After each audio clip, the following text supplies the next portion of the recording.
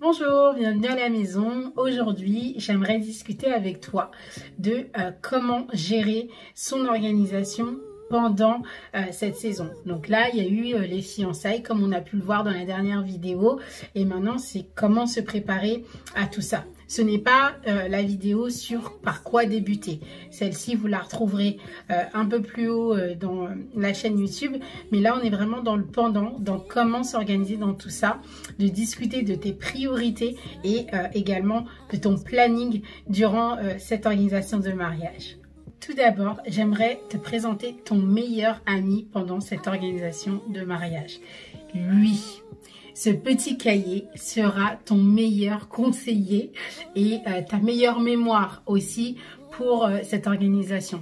Il est important d'en avoir un pour te permettre justement de pouvoir répertorier l'ensemble des informations dans ce carnet-là à un seul et même endroit, pour pouvoir justement te retrouver dans toutes tes informations. Ce que tu peux faire, c'est aussi classer par des intercalaires ou des post-it, catégorie par catégorie ou par poste, pour pouvoir gérer au mieux ton organisation de mariage. Définissez tous les postes de votre mariage. Mais comme je vous l'ai déjà précisé, il vous faut établir en premier lieu la liste de vos invités.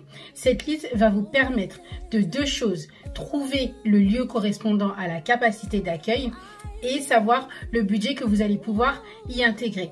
À la suite de ça, définissez l'ensemble des postes, quels prestataires vous faut-il, quelles sont vos priorités et vos besoins pour vous permettre de gérer au mieux l'organisation de votre mariage.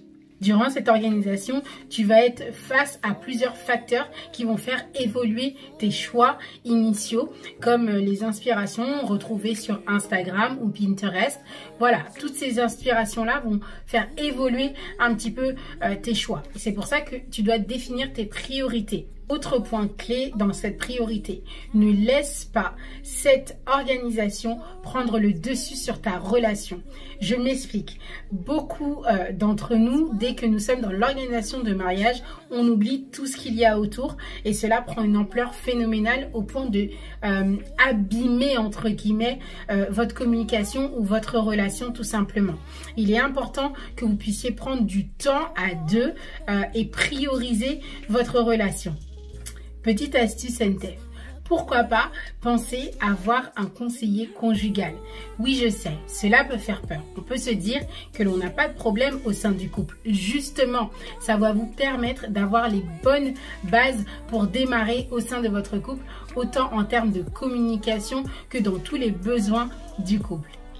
Au sein des priorités, il y a un aspect que l'on oublie souvent, c'est le déménagement. Et oui, où allez-vous vivre à la suite de votre mariage? Il est important de prendre cet aspect en compte afin de l'inscrire au sein de votre rétro-planning. Justement, parlons de planification. Le rétro-planning te permet mois par mois d'inscrire et de réaliser les tâches que tu as à faire pour organiser ton mariage et le mener à bien. D'autre part, c'est ici même que si vous avez une wedding planner, elle sera votre force pour pouvoir répertorier l'ensemble des tâches qu'il y aura à faire avec vous. La feuille de route pour certains prestataires ou le déroulé de la journée du jour J. Ce déroulé vous permet de retracer heure par heure ou bien quart d'heure par quart d'heure l'ensemble des tâches qui seront faites durant cette journée-là ou des événements qui auront lieu pendant ce moment. Ok, je vais vous livrer quelques secrets. Pour ma part, ma feuille de déroulé de jour J se déroule comme celle-ci. Vous avez ce que l'on appelle tout en haut le corps de la feuille de jour J. Elle répertorie les lieux, que ce soit le lieu de réception, le lieu ou le parc pour aller faire les photos, les coordonnées des prestataires clés à connaître et également les référents des mariés. Vous avez ensuite ce que l'on voit, le déroulé de la journée. Ce déroulé de journée est établi pour ma part en tout cas, quart d'heure par quart d'heure. À partir du moment où vous êtes dans vos préparatifs de mariée jusqu'à votre réception. Bien entendu, des imprévus peuvent toujours arriver au sein d'un mariage. Et ça, vous ne pouvez rien ni faire ou le planifier. Mais si votre feuille de route ou votre déroulé de journée est bien établi, je crois sincèrement que vous vivrez une journée de mariage épanouie. J'espère que cette vidéo aura pu vous aider. Je vous dis à très bientôt pour d'autres conseils NTEF. Bye bye. Je suis Nadège de NTEF Design et je suis votre wedding planner.